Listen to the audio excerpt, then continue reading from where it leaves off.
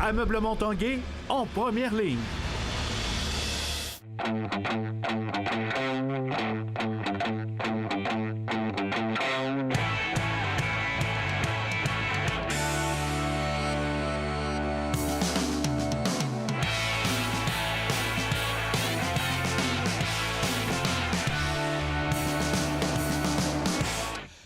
À tous un bon mercredi, bienvenue à l'Esprit sportif. Nous sommes présentement sur un terrain de balle parce que dans l'émission, on présentera un peu plus tard un reportage qui portera sur la balle rapide. Mais d'abord, parlons des Remparts de Québec qui disputeront cette semaine 3 matchs en autant de jours.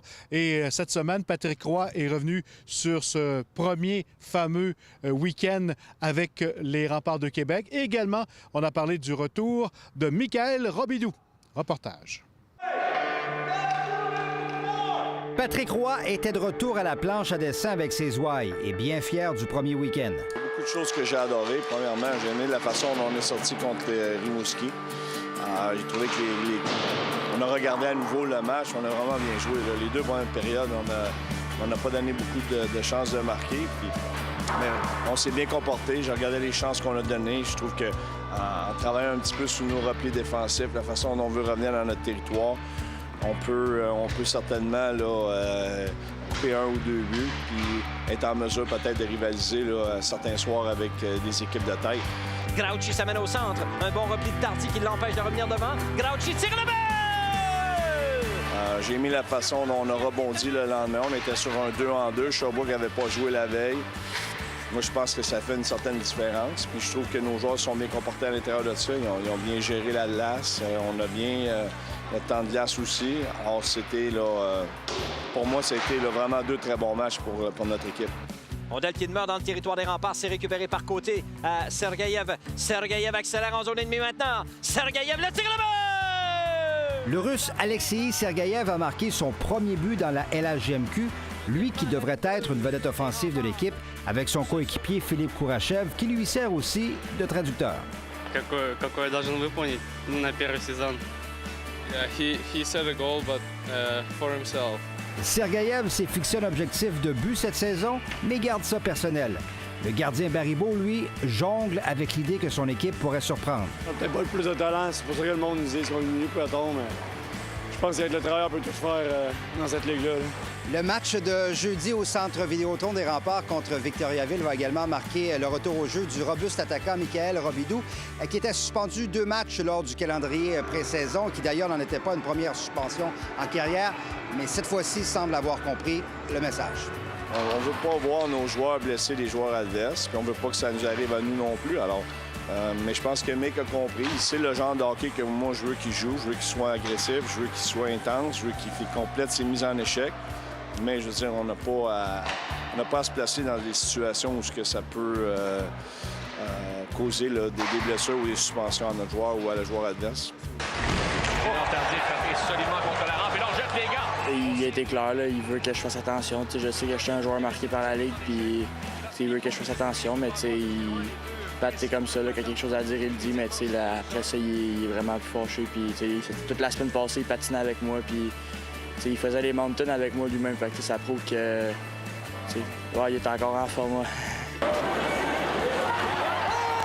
Marqué par la Ligue, c'est le moins que l'on puisse dire alors que Robidoux a déjà été sanctionné à 9 reprises depuis le début de sa carrière junior. Il va falloir que je trouve la ligne. Je compte pas d'arrêter de frapper demain matin, ça c'est sûr et certain. Ça fait partie de moi, c'est dans mon ADN. Mais il va falloir que je fasse attention, comme je t'ai dit, d'y aller quand ça vaut vraiment la peine. Puis quand il n'y a pas de mise en échec à donner, juste de ne pas la donner. Puis de juste me concentrer à jouer au hockey. Là. Une ligne que son entraîneur a déjà tracée. Stéphane Turcot, TVA Sport, à Québec. Patrick Roy et les Remparts se préparent pour leur première série de 3 rencontres en autant de jours dans cette nouvelle saison. Après avoir reçu la visite des Tigres de Victoriaville jeudi soir au centre Vidéotron, les Diables Rouges prendront la route pour Sherbrooke vendredi et Drummondville samedi. C'est sûr qu'eux, ils ont perdu 9-0 le dernier match, alors ils vont arriver très affamés. Matin, ce qui joue un match très serré. Après ça, le lendemain, on joue à Sherbrooke. Alors, Sherbrooke, je ne suis pas certain, mais je pense que ça va être leur ouverture de leur saison à domicile. Alors, c'est jamais des matchs qui sont faciles. Puis ils n'ont pas joué un vilain match contre nous non plus là, dimanche. Ils ont terminé évidemment là, avec Drummondville, qui est une des forces de la Ligue. Alors, ce qu'on va essayer de voir, c'est de continuer là, à travailler sur nous, puis de continuer à progresser comme équipe. Travailler fort dans les séances d'entraînement, travailler diverses façons de contrer l'adversaire, puis de voir comment est-ce que nous, on peut se comporter dans différentes situations de jeu. De retour après avoir purgé sa 7e suspension dans sa carrière junior, l'attaquant Michael Robidoux retrouvera ses fidèles compagnons de trio, Andrew Coxhead et Matthew Gucci. Avec le retour de Robidoux qui a terminé sa suspension de 2 matchs, alors on va l'envoyer avec Grouchy et Coxhead.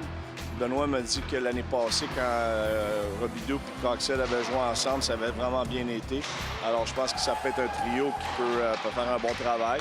Depuis qu'on a joué ensemble, lui à 16, moi à 17, on jouait avec Turcotte. L'année passée, on a joué ensemble aussi toute l'année. Depuis qu'on a 16-17 ans, on est envoyés ensemble contre les gros trios, puis on a toujours bien fait ça. Je pense que c'est pas naturel, mais ça leur revenait ramener qu'on joue ensemble. Là. On est deux gars qui se complètent vraiment bien. Avec Grouchy, c'est un gars qui est offensif, surtout qui va amener une touche offensive, une petite touche de plus sur notre trio. Là. En ski alpin, c'est une Marie-Michel Gagnon sereine et souriante qui s'est présentée devant les médias mardi lors de la présentation de l'équipe canadienne pour la prochaine saison. La skieuse de Lac-Etchemin, qui a subi des blessures au genou droit et à l'épaule gauche lors d'une chute à l'entraînement en novembre 2017, se dit maintenant rétablie à 100%. Ça va super bien. Vraiment, le travail a porté fruit. Ça a été 7 mois de réhabilitation.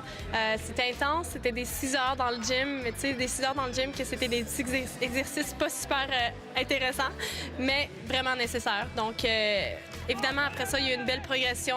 J'avais des tests physiques à chaque 6 semaines pour pouvoir vraiment savoir si je m'enlignais de la bonne direction. Puis, finalement, quand c'est venu le temps d'aller en ski en juillet, j'étais complètement prête.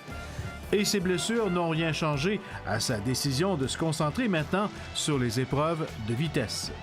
En préparation pour Pyeongchang, j'avais fait plus un camp d'entraînement de vitesse, puis j'ai vraiment eu le coup de foudre pour la vitesse. Souvent, j'allais en Coupe du Monde avant, dans le passé, sans entraînement, mais là, je me sentais vraiment prête pour cette saison pour la vitesse. Puis les Lac-Louise, avant la chute, ça l'avait déjà démontré que j'étais dans la bonne direction. Après la pause, Mathieu Roy au championnat du monde de balle rapide.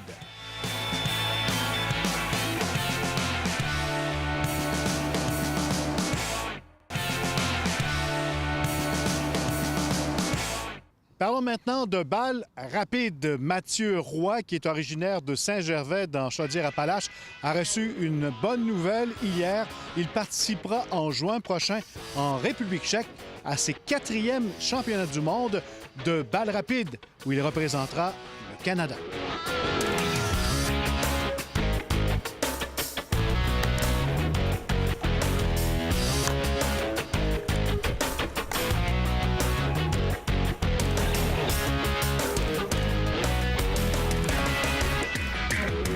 Mathieu, tu as reçu une bonne nouvelle hier. Tu t'en doutais un peu. Tu participeras à tes 4e championnats du monde avec l'équipe Canada. On t'a confirmé ça hier. Le communiqué de presse est sorti hier, mais moi j'avais un téléphone de l'équipe, de l'entraîneur de l'équipe en fin de semaine qui me confirmait ma place. Fait que, toujours très heureux. Là, on est content. Parce que tu as connu l'une de tes bonnes saisons, l'une de tes meilleures saisons en softball? Je te dirais que c'est dans mon top 2-3 certains, là, honnêtement. Autant personnellement que collectivement, là, avec les Gremlins de New York, on a remporté le championnat du monde en ISC, qui est, je compare ça un petit peu à la Coupe Stanley au hockey. Là, les joueurs viennent de partout dans le monde, les clubs sont nord-américains, mais ça reste que le calibre est extrêmement élevé. Puis j'ai gagné mon premier championnat canadien. Ironiquement, j'avais jamais gagné de championnat canadien. Donc, je jouais avec Terre-Neuve, là. Donc, c'est ça. Puis personnellement aussi, ça a extrêmement bien été. Là. Je pense que j'ai tapé au-dessus de 400 autant avec New York qu'avec Terre-Neuve au championnat canadien. Donc, c'est difficile de demander mieux. Est-ce que tu sais quel rôle que tu auras à jouer dans ce championnat du monde? Si tout va bien, si je regarde dans les 3 dernières années, là, je vais avoir mon poste, je vais avoir un poste au champ extérieur. Encore là, dans les dernières années, il y a tellement de talent sur cette équipe-là qu'on avait quasiment une rotation à 4 joueurs. Donc, j'étais premier frappeur. Encore là, comme je dis, il y a tellement de talent sur cette équipe-là que ça se peut que je me ramasse 2, 3, peut-être même 8, 9. Honnêtement, tant que je participe au succès de l'équipe, là, j'ai aucun problème avec ça. Là.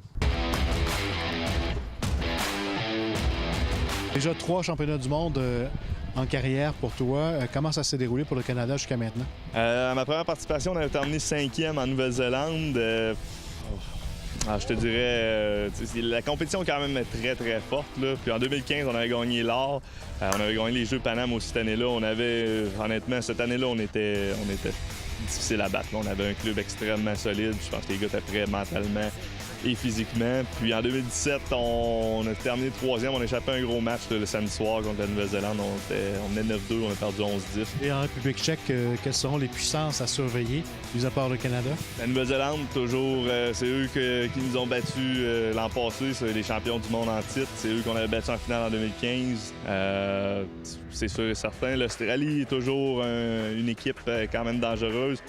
Venezuela, Argentine, très surprenant. Les États-Unis, manque de lanceurs un petit peu, mais défensivement, au bâton, s'améliore. Les gars s'améliorent beaucoup, beaucoup. Donc, c'est ça, comme je disais tantôt, les 5-6 équipes là, qui ont vraiment une bonne chance de médaille, ça va jouer sur le terrain. Là.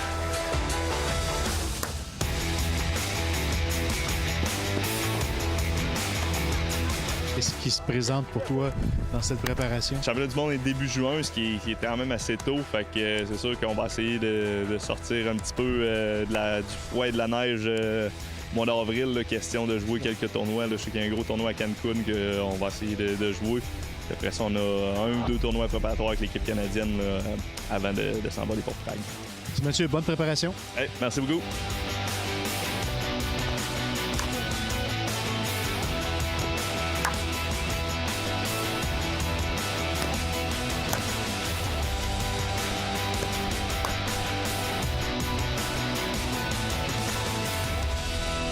Je vous rappelle en terminant que vous pouvez revoir toutes les émissions de l'Esprit sportif en vous rendant sur notre site Facebook ou sur le site tva.ca en rattrapage. Voilà, on se donne rendez-vous demain. Bye bye tout le monde.